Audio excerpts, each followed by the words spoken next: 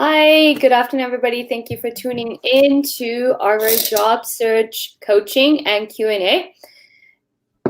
Avdeen as well. Hey, how's it going, everyone? First, let's check and do a check to see, are we live on LinkedIn? Yeah, let me check as well. Yes, okay, we're live.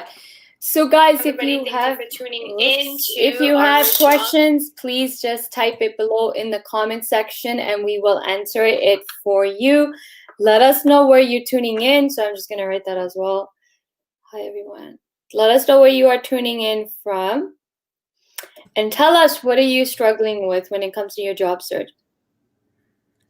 Yeah, all your job search questions, guys. Put in the comments. Let us know so that we can share our advice and strategies. Okay, so let's start a little bit with stats. I don't know how many people read my post, but in August alone, Canada added 246 or 248K jobs. So that's 248,000 jobs were added alone just in August. So Awesome. That is some good news for everybody that is shaken up by COVID and have all these worries and thinking there's no jobs. There's tons of jobs, guys. There's tons of jobs out there. And those that are worried about the second wave, second wave is also an opportunity for more things to be created. Always see don't see things in a negative way, but always look at a situation and ask yourself, where are opportunities? When there's a crisis, there's also an opportunity to resolve the crisis, right? Help companies navigate through the crisis. And so there's always opportunities for everyone. When it comes to job searching, just because you don't see a job posting doesn't mean a company is not hiring for your set skills or that they don't need your set skills. Interesting part is that a lot of people actually don't know what they bring to the table. Like, what's that unique thing that they bring to the table? And something we hammer out in our bootcamp program is helping our individuals discover what is that unique thing that you are bringing to the table.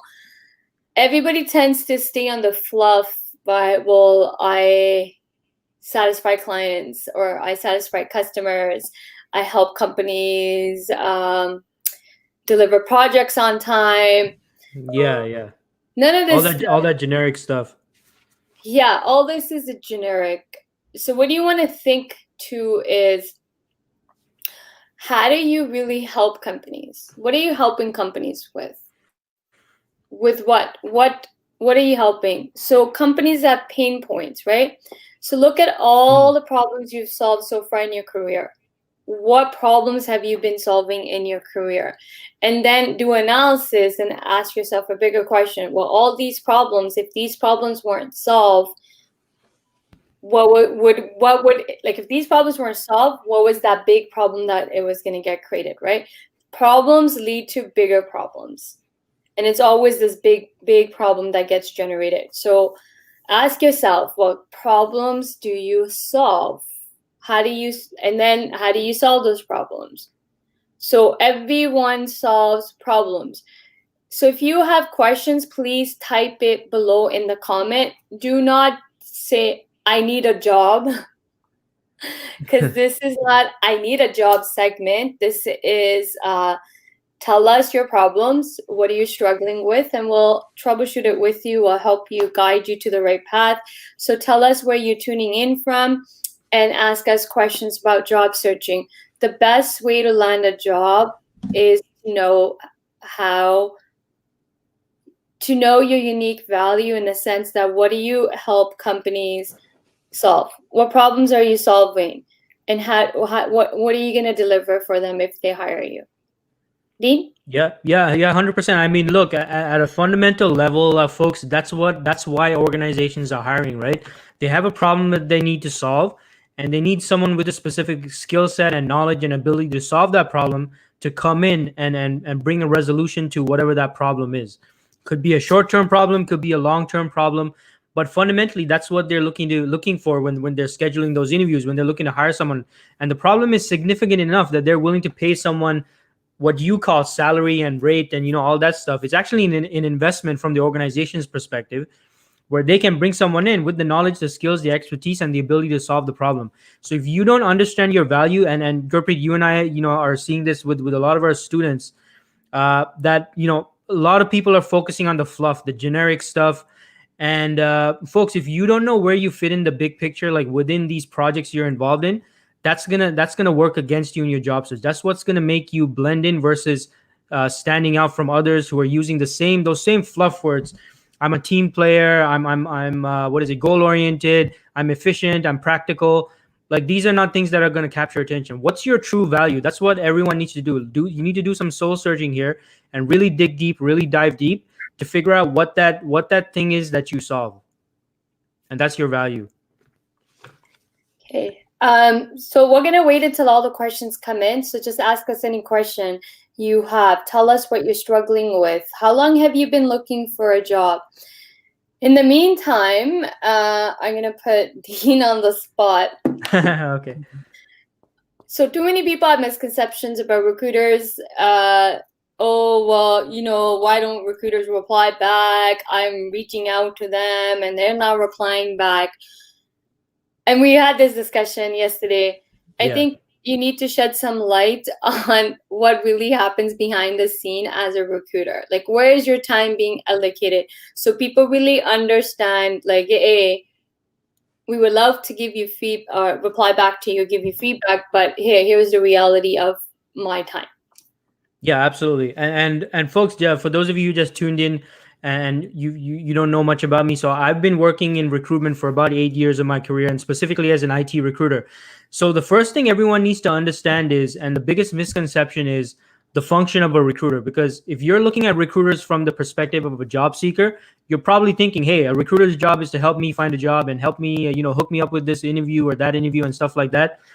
But the truth is that the primary function of a recruiter is not to help people find jobs, but the primary function of a recruiter is to help organizations find talent, right? So that's a very important distinction that everyone needs to understand. That'll help, I think, hugely reduce a lot of these misconceptions about recruiters. So keep that in mind. The recruiter's primary function is to help organizations find talent. Now, based on that and going from there and getting into what Gurpreet's asking about, like, why don't recruiters get back to you?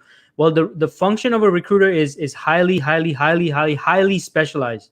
The only thing a recruiter does all day long is talk to candidates, find candidates, headhunt candidates, source candidates. That's the only thing a recruiter does. That's their primary function. In the same way, like, if you're a software developer, you're mostly doing coding all day long, probably. Same thing with the recruiter. It's a highly specialized skill set. So for the most part of the day, and especially if it's an agency environment where you're working on and recruiting on, 10, 20, sometimes even 30 requisitions at the same time, you're constantly on the phone. And especially on the agency side, which is very KPI driven and target driven, and you're directly, your role is directly related to the revenue of the company. You're expected to make certain submissions of candidates for your clients within, as soon as possible. Right? If the role comes out today, like, they needed candidates by yesterday. So you got to move really fast. You're always on the phones. You're always communicating with candidates that are fit for those roles. And there's such a huge influx of people reaching out, direct messaging recruiters, and the applications coming in, emails and all that stuff. So realistically, sometimes it can be very difficult. I wouldn't say sometimes. I say most of the time it's very difficult for recruiters to respond to each and every candidate communication that comes in. Now, that being said, my personal take on this, as a recruiter, is if you are representing a candidate and you're helping them through an interview cycle with your client, you definitely do have an obligation to provide them with updates as to where they stand in the process, whether or not you have an update on from the client or not. So that definitely needs to be done. And my personal and professional opinion, like, there's no excuse for not doing that, right? You should be providing an update for the candidates you represent. Now, to expect a recruiter to respond to each and every, application or resume that's sent in, that's where things become a little unrealistic and it's impossible to do. So keep that in mind, folks. Highly specialized skill set, recruitment, and the recruiter's primary function is to find talent for organizations. If you have the right talent, the right skill set, that's when the recruiter is able to better service you in the sense of seeing if they can present you in front of their clients. So guys, hope that helps clear out any misunderstandings on how recruiters work and when they're not replying back to you, why they're not replying back to you. So let's dive into questions. This is coaching, job search coaching, and you can ask us any questions you have. Try to give us more details as possible because then we can properly help you. Don't be vague in asking your questions. So, Hus, hello. Oh, hello. Hey, Hus, thanks for tuning in. And then Ragni from Mississauga. Mississauga. Nice to meet you. Oh, I like the face. I think that's the face, the COVID face mask there. Nice. I like that. I'm a naval architect. I need a job. Please help. Okay, so Hus, please tell us, what have you been doing so far? What is your job search strategy? Give us more content. Guys, don't just say, I need a job, help me. We're here to coach, right? So ask us, tell us exactly what are you doing. Details, guys, Yeah, give us details. More details you can give us, the better we can help you. Omar from Toronto. Okay, hey, Omar. so this is, it's funny how some people's names don't show up here. Okay, so this is Mamta. Yeah. Mamta, Okay, so Mamta. I have my phone. It's Mamta. How do I put, tell me about yourself during interview? And when I start telling only about what I have achieved, it is not like telling about yourself too much. Okay, I think you're asking about how to answer. Tell me about yourself, and then you're saying, I guess you focus on talking about it, what you've achieved. Is that what you're doing? Mamta, how about you elaborate a little bit more on how do you answer this question? So guys, this is actually a very typical question that you will get asked in the interview is tell me about yourself. Now, do you ask this as a recruiter? No, I mean, as a recruiter, I don't, but this is quite a typical question that, candidates that I've represented, I mean, they get asked this usually directly from the organizations, from the hiring manager and the clients. And what so this is where, I think it was Mamta, right? So Mamta, this is where all your previous research, I'm assuming you've been doing your research on the organization, the role, and all of that. And you need to have an understanding of their pain points. And my suggestion would be personally, when you're talking about yourself, you want to highlight those aspects that speak to those pain points the organization might be experiencing, right? Because that's how you're going to capture their attention right out the gate. It's going to hook them in, and that kind of sets the stage for the rest of the conversation. I mean, that's my viewpoint, assuming I understand what Mamta is asking here. So okay, so mine's a little bit different perspective. I don't really ask this question because I think it's a stupid question to ask. Yeah, I mean, it's very so many different responses. Yeah, I don't ask this question, but yeah, I know hiring managers, a lot of people ask this. Is a famous question that you'll get asked typically in an interview. I don't ask it because I think it's an open-ended question. But anyways, here's my viewpoint on this question. You want to tell a story, okay? Number one rule, do not recap your resume. Okay, that's the number one mistake people make with this question is they start recapping their entire resume. Guys, they already have your resume. Tell them something that's not on your resume. So for example, for me, what's unique in my background is that I actually have an IT degree. So I already know when someone's reading my resume, they're probably sitting there thinking, well, she has an IT degree. Why did she go into HR? So I actually start my tell me about yourself question when I was a job seeker by leveraging that unique ability of mine is, yeah, I have a degree in IT. So mine was a management, IT, information technology management, bachelor's of commerce. So BCom. I have a BCom in IT management. So managing IT in the business world. So that was my degree. And I know when people look at my resume, that's when they see the degree, that is one question that is formulating in someone's head. So I start this question, tell me about yourself by answering saying, well, you noticed probably on my resume that I have an IT degree and you're probably wondering, well, what the heck, how did you end up in HR, right? So cracking a joke, adding that personal touch. And then I go into telling the story on how I landed in HR and what keeps me going and drives me into staying in HR.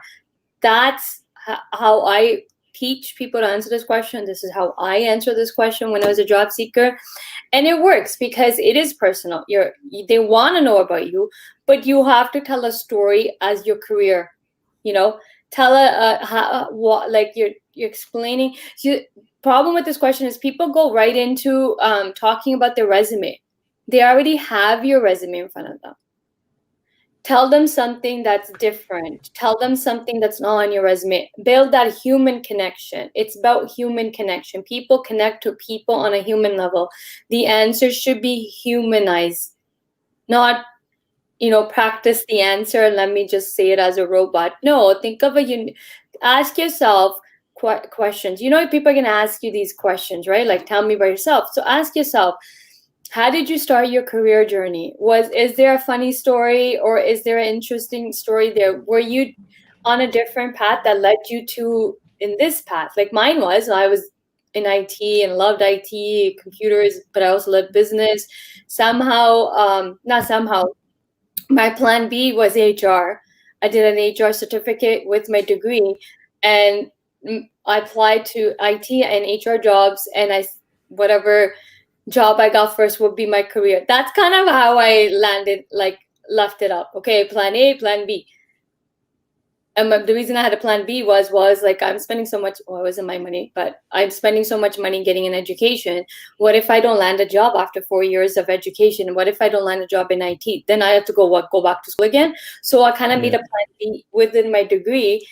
And my plan B ended up becoming my career, which I love. I leverage IT in my HR skills, and it's one of the unique factors I bring in is that I have an IT degree. I'm tech savvy, and I've automated so many HR processes, manual processes, right? So like you tell a story, tell the unique story about you and your career.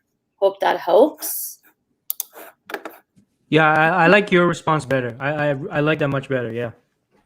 Why do you like it better? Yeah, because it's more because I think it's a better way to connect with the person right up front versus just going right into talking about your background and your skill set, and that like the story. I mean, it gives the person also an idea of who you are as a person as well.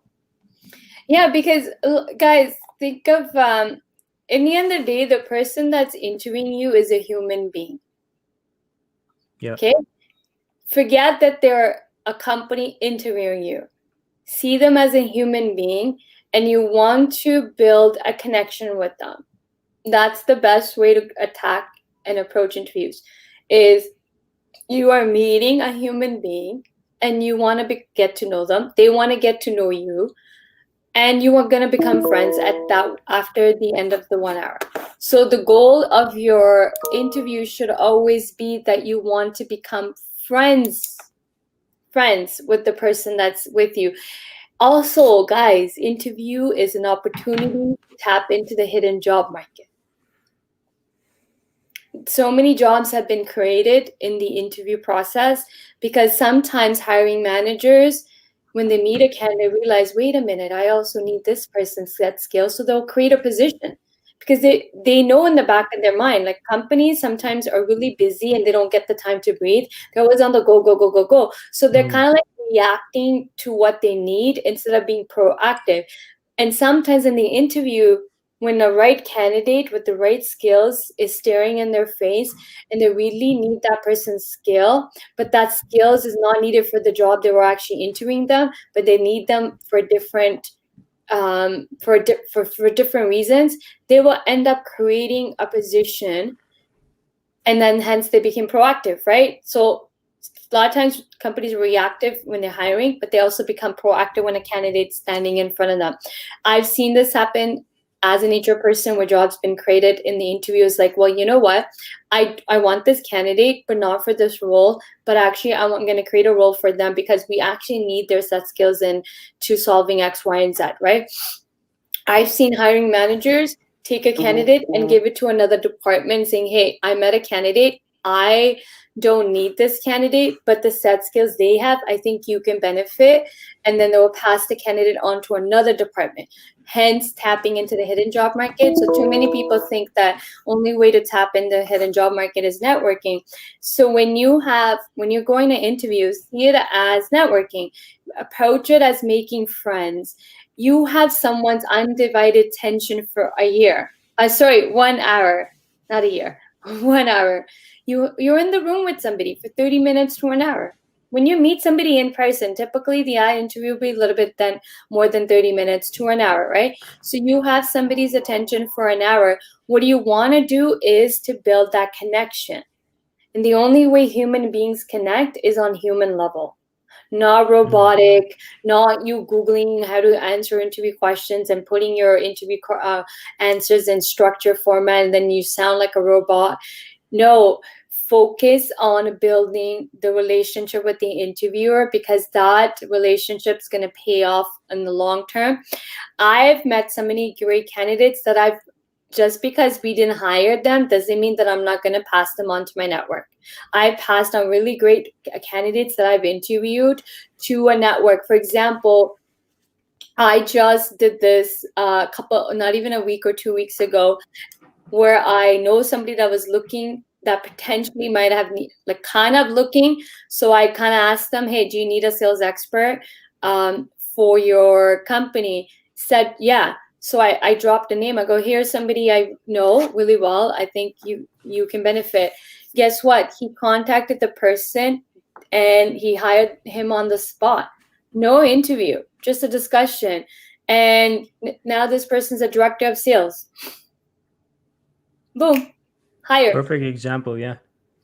So candidates get passed on, right? Like if I know a great candidate, somebody in my network that I have a really great relationship. The reason this person didn't get interviewed was also because I have a great relationship with the person I passed this candidate on. Meaning this person trusts me. They know I'm HR, already done the screening interview and all that stuff is done. If I'm recommending a candidate, all the pre-work's already done. So I end up having a discussion, and the best part was that they didn't get interviewed, but they got hired on the spot. So leverage interviews as networking, making friends. And also, I just want to add, same thing applies within staffing agencies as well. So if you folks are having an interview or a phone call or a video call with a staffing agency recruiter, keep in mind that depending on the agency, they might have multiple teams internally. And if you really impress one recruiter, they might introduce you to the other teams. And because, maybe their team's not looking for someone with your skill set, but they might know someone else in a different team or out of a different office that might be able to, get you an interview with one of their clients. So the first impression still counts, and approach it in the same sense. Look at it from a long-term perspective and building those relationships. Okay, next question: do we need 2 to 3 years experience for an entry-level job? No, but depends on the company. If so, how are we going to have it, from which kind of job? This is really a big question I have right now. Why 2 to 3 years experience for entry-level jobs? Good question, but I'm going to break this down. Do we need 2 to 3 years experience for entry-level jobs? I said it depends, because nowadays you need to have internships. Those get counted as 2 years experience, 1 year's experience, right? So if you don't have internships done in your entire education program, so if you're in university or college and you didn't take the opportunities to do internships when you were off, like part-time or during the summer sessions, then you are losing out, because guess what? Other people are doing internships. Now, the second layer is, I know or you may come back and say, well, my program is in co-op. It doesn't matter. It doesn't matter if your program's co-op or not co-op. Every single student should be doing internships to build the experience. And hence why I'm not saying this approach is right by companies to be hiring people on entry level or 2 to 3 years experience. But the reason why it's saying 2 to 3 years, because they have internships and then they have entry level positions. These are two different positions. So to gain the experience, you have to do internships.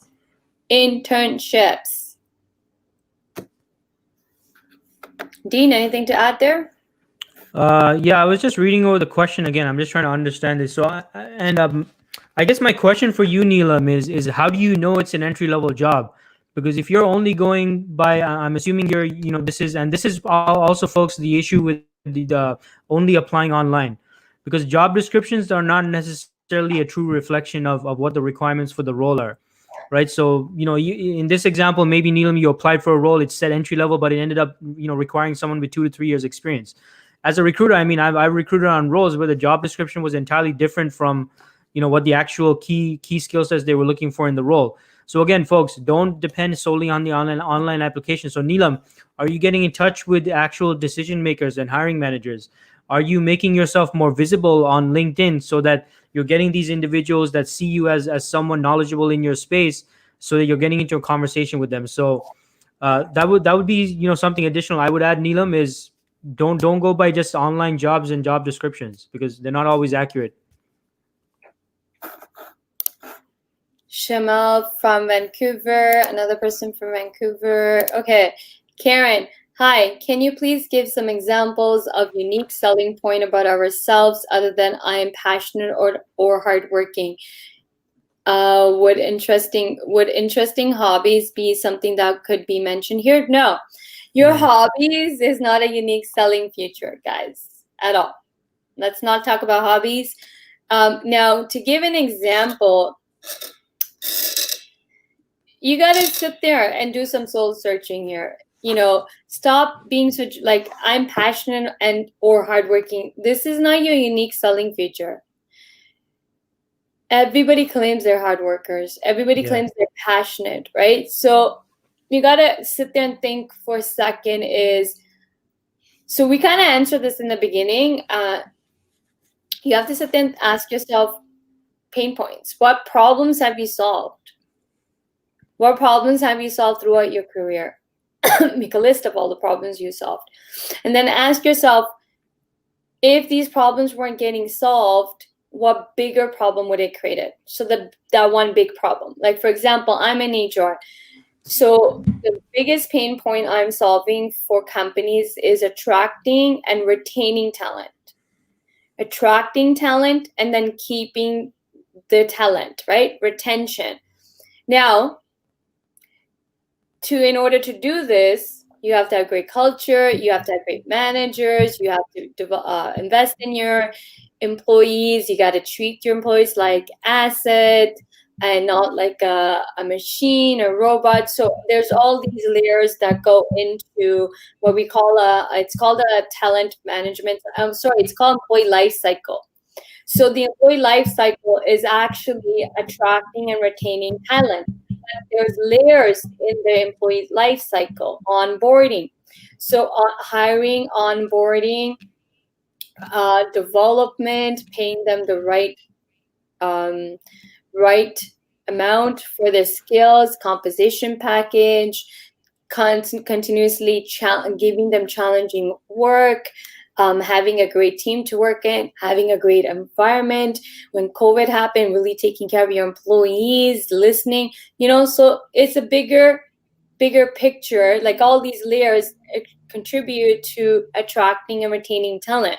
So that's the big pain point I'm solving for companies, but then I'm solving it by doing X, Y, and Z, like that, managing the employee life cycle. So ask yourself, what is that one big problem you're solving? To get to that big problem, you can list all the problems you're solving, and then you can look at, how does it, all these problems, if these weren't not being solved, then what would happen? What would be the bigger problem that it would generate? And that is your unique selling feature. Also, go niche to the core. Stop saying really dig down. Like if you're a software engineer, what kind of software engineer are you? Who do you help? Are you in just don't say I'm a software engineer. What kind of softwares do you develop? For who do you develop these software for? So really going right to the deep, to the fine lines, keep digging yourself, saying, okay, why do I do this? Why do I do this? Why do I do this? Who I'm helping? Who am I helping? Who am I helping? So keep drilling yourself, the why and who and why and who, to get to, this is who I help.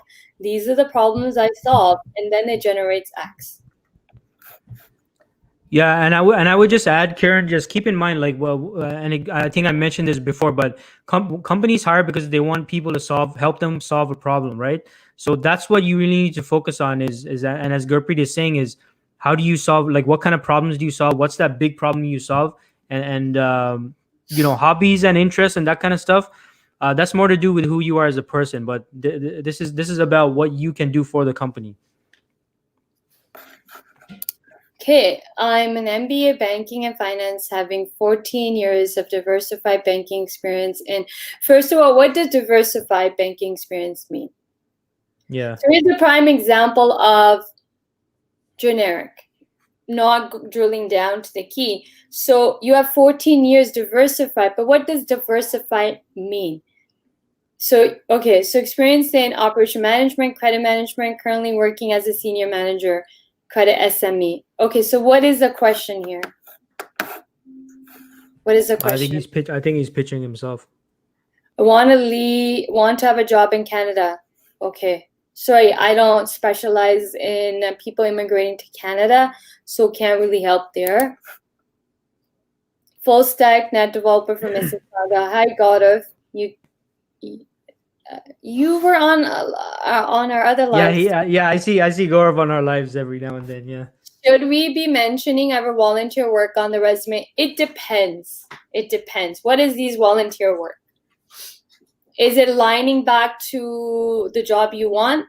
So you got to be strategic with these volunteer experience. First of all, great place to put all your volunteer experience is your LinkedIn profile, and your resume is a marketing campaign, right? Your resume is a marketing campaign. You only want to put information in the resume that directly talks to the job you're applying to or job you want. Dean, you want to add anything there? No. I mean that's pretty much no, nothing to add to that. No interview calls at all. Okay. So a lot of people are applying to jobs. You're not getting interviews. So one, do you have a job search strategy? Second, are you applying to jobs online? If you're applying to jobs online, the problem usually is your resume. Also, if you're applying to jobs online, you have to sit there and think for a second is 2 layers are happening. Sometimes 3 layers are happening. So the first is ATS. Applicant tracking system. Every company out there is using an applicant tracking system for online job postings. Now, these applicant tracking system, which you can use like websites like JobScan and all that stuff out there to help determine where do you fall, how likely are you to match the role. You want to aim to match the job you're applying to 100%, not 80%, not 90%. Aim to hit it by 100%. That will greatly increase your chances of having a human person read your resume. So online works like this: you apply a job, then your resume goes into an ATS. ATS then will, depending on what system the company is using and how much they paid for the futures, the system can rank candidates from based on matches, like 90% match, 100% match, 95% match, and so on. Only the top 10 candidates will get interviewed. Only top 10 candidates will get interviewed. Okay, so when you are passing the ATS, everybody, 99% of job seekers just focus on getting their resume past the ATS, and they forget the second component. Second component is the human being reading it. So don't get stuck on keywords. Your resume has to have a flow of keywords, but also has to make sense to the reader when they're reading it. You can't just have a bunch of keywords on your resume and just expect the reader to understand the keywords. So the second layer is the reader has to be so hooked that they want to call you. If they're not hooked in calling you, then they're not going to call you, right? So the online method, you got to think of these things. And by the way, guys, online job searching, that all the jobs you're applying to online, that only makes up 20% of the available jobs. There's 80% available jobs that you're not seeing, and it's in the hidden job market, which is the visible job market, non-visible job market, 80% of the jobs are actually in the hidden job market. Dean, anything to add there? Yeah, I mean, and Sahil, firstly, Sahil, like, provide you should give us more information about what exactly you're doing, right? Because we're kind of making assumptions here, but definitely agree with what Gurpreet is saying. And folks, all of you listening, like, keeps regarding the ATS. Like, I see people complaining about ATS and this and that on LinkedIn all the time. But understand, folks, the ATS was not developed with the candidate in mind. The ATS was developed to make recruiters do their jobs more effectively and efficiently, or if it's not a recruiter, whoever's using the ATS, right? Because before ATS, it was all physical, printed out resumes, and that was just a waste of time going through all of that and stacking those and storing those. So that's the sole purpose of an ATS, is to make the recruiter do their job better. Now, that does not mean that your resume is that's gonna guarantee that your resume is gonna get found or stand out, because again, the second part nobody talks about is there's gonna be a human being actually using the ATS, and how do you capture their attention? So, Sahil, if you're not getting any interview calls, if you're not getting those initial calls or emails, your resume is either not getting found because it's amongst like hundreds and thousands, right? Which is the issue that Gurpreet spoke about just now, that you're only accessing the visible job market, and the other issue is it simply doesn't stand out. It's not capturing attention, and it's not really demonstrating and showcasing your value and your ability to solve problems. So look into those two things, if those are the two things that might be an issue with your resume.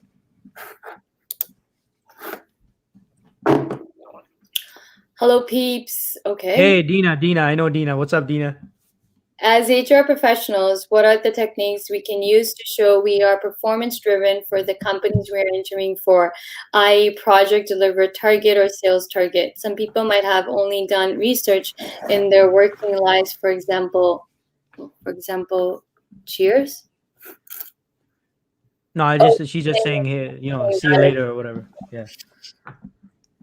Yeah. So, I mean, even in research roles, there is an outcome, right? There is an end goal of the research. So I would say, Dina, if you were doing research, what was the purpose of the research? What was the end goal? What did that research contribute to? Because that's, maybe it's not as similar to like a, sales target or something, but it shows the value of the research and what the end result was for the research. So I'm not sure if you're talking about yourself there, Dina, if I remember correctly. I'm not sure if you were in research or not. But I mean, that would be my 2 cents on that. Gurpreet, anything you want to add to that? Okay, so HR professional, what are the techniques we can use to show we are performance driven? So when you're doing research, as Dean said, it's driving something, right? So what are you driving? And you don't want to. So here's where I'm going to correct you, Dina. It's not about performance driven. It's about result driven. You don't get hired because of performance, because you're performance driven. You're going to get hired because you can get results. You got to focus on results. If you're a researcher and your entire job is to research, what results are you getting? What results is your research getting? So how do you help companies by researching? What are you researching, first of all? So you gotta look at results. In the end of the day, companies are in the business to make money, and how do you aid to that? How do you add to that? So there's two categories that you're gonna fall into. One of the two categories. You are either gonna contribute to the money, meaning company will generate money or make more money because of your help, or the company is gonna save money. Cost saving. So you got to first determine from between the two, generating money or cost saving or saving money, meaning when you save company money, that means when you're saving companies money, what's happening? There's more money being made in profits, right? Profits happen after revenues and expenses. So if you're saving companies money, that means there's more money being put back into their pocket, right? So you got to think in terms of business here. I know a lot of people are going to be like, well, how do I contribute to, no, my function's IT or my function's HR, or I'm just an admin person. Every single person's role in the company is aiding to the business goals. Business goal, why is the company in business? To make money. That's the big goal. Yeah. Make money, right? Yeah. They're not making money. They can't pay you. They're not making money. You won't have a job. So you got to think in terms of that. If they're not making money, they can't pay you market rate. They're gonna end up cheaping out. So you got to think in terms of money. Where do you fall in the money category? Are you aiding, meaning are you adding to the revenues, or are you cost saving function? So I'm in HR and I'm a cost saving function. I save companies millions and millions of dollars at a time for various different areas. Time theft, turnover, high payroll costs. So tons of ways I save company money, and I track this data. So you got to start tracking data. So you got to ask yourself, where do you fall in the two first? Then you have to take, okay, well, I'm a researcher. My research helps company. Let's say you're saying your company, by researching, you are saving company costs by something. And then it's, okay, well, what results do you get for companies? You have to tie the results. Don't just say you're performance driven. The biggest mistake I see people making on resumes is saying they're performance driven or they're result driven, but then the entire resume reads like a job description. You just contradicted yourself. When your resume is reading like a job description where you're just focusing on your role, your responsibilities and duties, that to me just tells me that you can follow instructions. That's it. That doesn't tell me performance driven. That doesn't tell me result driven. So your resume should actually speak for itself that you are a performance / result driven. You don't need to add performance driven and result driven as keywords in your resume, but your entire resume should be highlighting that. Hope that helps. How to answer what are your salary expectation? Just answer. Oh, Kevin, I know you. Hi, Kevin. Do your homework, guys. Go to PayScale and know your worth, market rate, and give a salary range. You never want to give. You never want to just give a number. You want to do your homework. You want to do your research, and then you give a range. Typically, you should always aim to make more money than you're making today. So, if you're making 80K, your salary range should be 90 to 100K. Or let's go 85 to 100K. Give a range, but know your worth. Go to payscale.com and find out your worth tactfully. Yeah, that's how you do it, Kevin. You first got it. You can, guys, salary expectation, don't just throw random numbers. Yeah. Don't say, oh, whatever you guys are paying, I'm pretty sure the company is going to pay the market. You don't know that. You don't know if the company is paying the market rate. You don't know if the company, the company might be paying 50K. What if you want 70K, right? So know what you want, do your homework, do your research, and give a salary range. Your bare minimum should be what you actually need. So like if you're making 80K, if I'm making 80K, my next job, I don't want to make 80K. I want to make more. So I'm going to actually bump it up and say 85 to 100K. Or I might just say 90K. 90K to 100K. Give a range. But it should be your market worth. Hope that helps. Thanks, Bo Dean. To reply to you, being a seasonal investment analyst in the past involved a lot of research to advise on stocks. Well, there you go. You're advising on stocks. Yeah, I mean, that's money right there. That's money. Yeah, that's definitely money for people. So you're playing a very critical role, because now your research part is so critical, given the fact that people are dependent on this. If your research ends up being wrong, your clients will lose money in stocks. Stocks is money, right? Like, yeah. Nobody wants to lose money in stocks. People invest money in stocks to generate more money. So you're helping people make decisions to generate more money for them, more income, maybe. If you're working with individuals, then you're helping them create more income stream for themselves by investing in stocks. And then stocks A lot of people don't know what to do with stocks or how to invest money in stocks and which ones. Like, I don't know anything about stocks. So I would need an investment consultant to help me determine, but then I'm relying on your expertise to guide me properly to where to put my money so that it will generate a return of my investment, ROI. Dean? Yeah, I mean, look, something I'm noticing is, folks, a lot of people out there, you're underestimating or undervaluing your connection to the company's, revenue or cost savings. If you look at and like even some of the students in the boot camp, they're like, yeah, I just do XYZ. I don't do anything for revenue or anything else.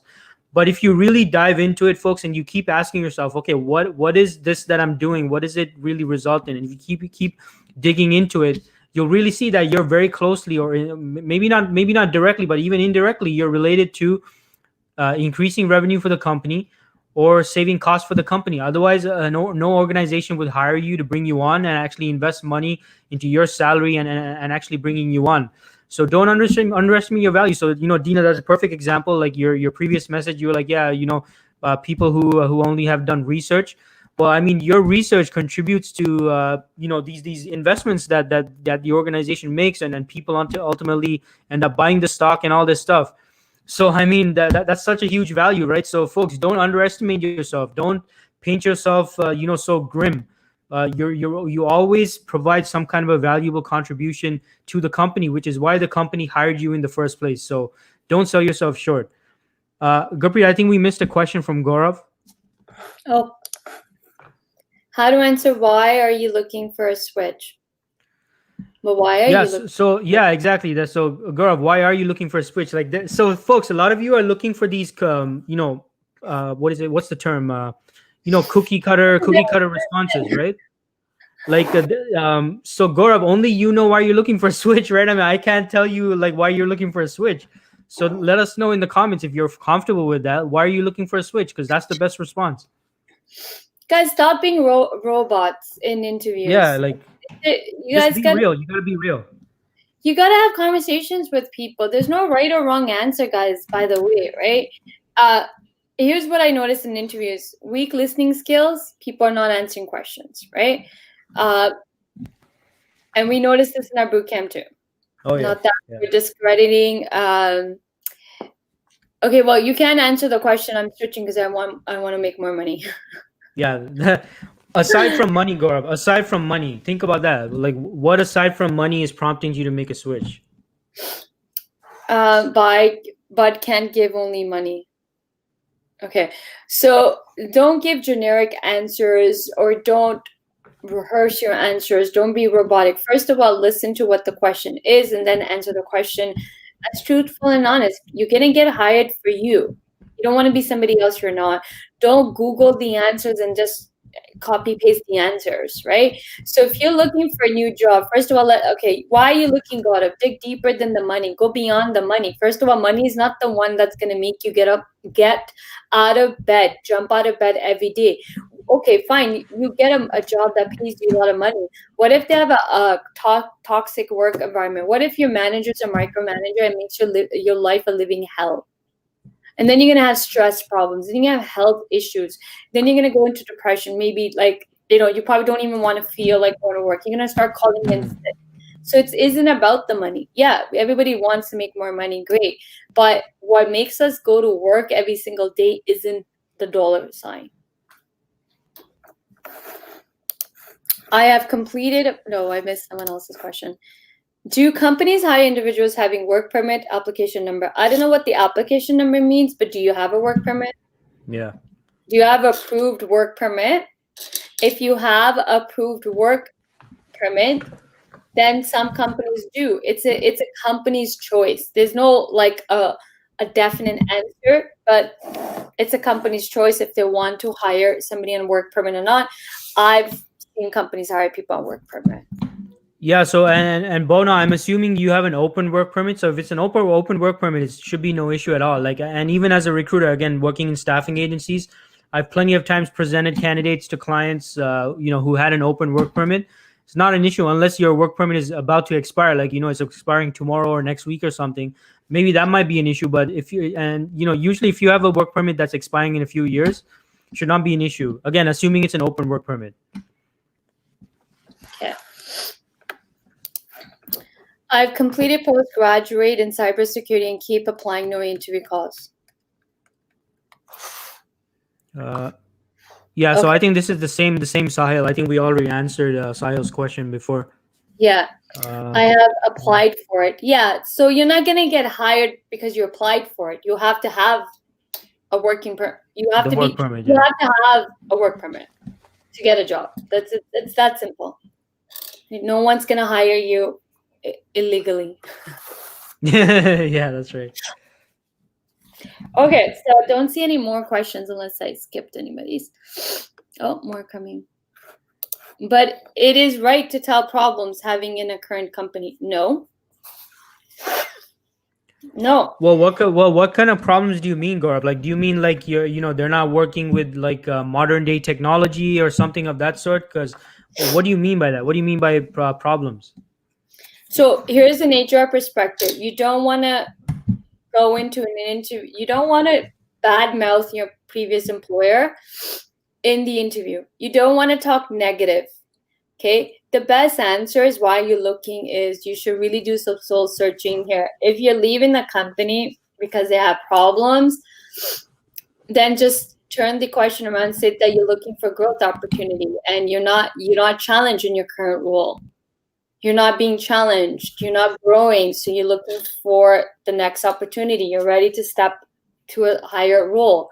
Issues with teammates, you can't say this in an interview. Yeah. That's just going to paint a bad picture for you. Guys, you see, here's the thing. You got to be strategic too. So when we're saying, answer questions really truthfully, you also have to be strategic. You can't tell companies the reason you are looking is because you don't get along with the manager. Well, that's a red flag. If I was interviewing candidates that didn't get along with the manager, then that might be a little bit of a red flag for me. But if you're not getting along with the manager, then what if you don't get along with our employees, right? So you got to be strategic. Yeah. Hence, the best policy is stick to your career. Why are you looking for the next opportunity? Is you're looking for growth opportunity. You're staggered at the current company. There's nowhere to go anymore. You're fully maxed out and you're not being challenged. Hence why you're looking for a job. Dean? No, I mean, nothing to add about that. Yeah, I mean, Gaurav, look, I know I said, be real and stuff like that, but you got to be strategic as well, right? Obviously, you don't want to mention things that are going to bring up red flags for them. And maybe the case is you have a bad situation there with your teammates and your manager, which is understandable. That happens. But it can be misconstrued by the person at the interview, right? They're going to feel like, okay, just like Gurpreet said, well, if his first response to not getting along with someone is to leave, what if he gets into a simple disagreement with our team? He's going to want to jump ship again as well. So, Gaurav, my suggestion, look at things aside from money, aside from the teammates and the manager, and, aside from those things. And also just an observation, Gaurav, initially you said money was the main reason, but now you're mentioning that it's issues with the teammates and manager. So what focus on your career, just like Gurpreet said. Consider how it's a career advancement time for you right now and focus on that instead of focusing on the negative. And we'll be getting a 1-year permit. So do they prefer a short-term work permit holder? Again, can't answer these questions, guys. We're not companies. It's a company choice, right? It's up to the company. There's no cookie cutter answer here. There's no concrete answer here that yes, no. Company's decision. Companies doesn't want hire work permit, they're not going to hire work permit. If they don't want to hire somebody that has a short-term work permit, they're not going to hire short-term permit. Yeah. Right? So these are just little bumps in the obstacle in your way with the work permit. That just comes with the territory. Best way to answer situation behavior-based question. But what's your question? You got to tell the story. You got to answer the question. Sometimes depending on what the question is, you should want to use the STAR method, STAR, situation, task, action, result. right? So it depends. This is, again, guys, there's no cookie cutter answers. Depends on what the question is. There's some behavior-based questions that you don't need to use the START method because they're very direct questions. So it depends. Dean? Yeah, what I would add to that, Kevin, is when you're responding, and again, I'm a tech recruiter, Kevin, so I don't really ask the behavioral questions. I'm also more so focused on the skill set questions. But when responding, I would see how if you were to describe a situation or something, make sure it's something relevant that you're sharing. Like, assuming you know a bit about the company's project or whatever problem or pain point they're doing, make sure you connect it to that as much as possible. In your responses for the situational or even for the behavioral questions as well. Try to make it as relevant as possible. That would be my additional thoughts on that. Thanks, guys. You need to always no worries, Gaurav. spin. Okay, Michaela is saying that. Okay, so if you have any more questions, we have about 5 more minutes. We'll see if anybody's typing in. So, Dean, just to wrap up, what's your ending thoughts or advice you would like to share? Yeah, I mean, folks, a lot of job seekers and those of you watching in, stop undervaluing yourself and how you fit into the organization and what you bring to the table. A lot of you are thinking, oh yeah, I'm just an XYZ, I'm just a this, I'm just a that. No, folks, you play a very important role at these organizations you're currently working at, maybe, or maybe even in the past. And in order for you to really see this, you really need to sit down, dig deep, take a sheet of paper if you have to, and write down what exactly you do and how that connects, and why is it that what you do is so important to the organization? Why is it important? What's the end result? What's the ROI? Why would a company set aside 100K, 110K, 80K, 90K, whatever it is they pay you to actually bring you in? They don't do that for fun, folks. It's because you have a certain ROI. You're able to get the organization results. You're able to help them solve a problem. So don't underestimate your own value. Don't say I'm just a blah blah blah. You contribute a lot of value, but you have to, like, no one else is going to figure out that value for you. You guys have to really take the time to do some soul searching, like Gurpreet suggested, and really dig deep and figure out how you're connected to the company's revenue or cost savings or time savings or whatever it is. So take the time to do that, because that's how you're going to really discover your value and really effectively be able to sell yourself with confidence. Okay, great advice from Dean. That's my same advice as well.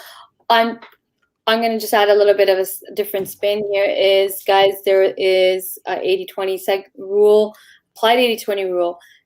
20% of jobs that are actually available is what you're applying to, which is online, right? Jobs that are advertised, job posting, job boards, jobs that are visible, that only makes 20%.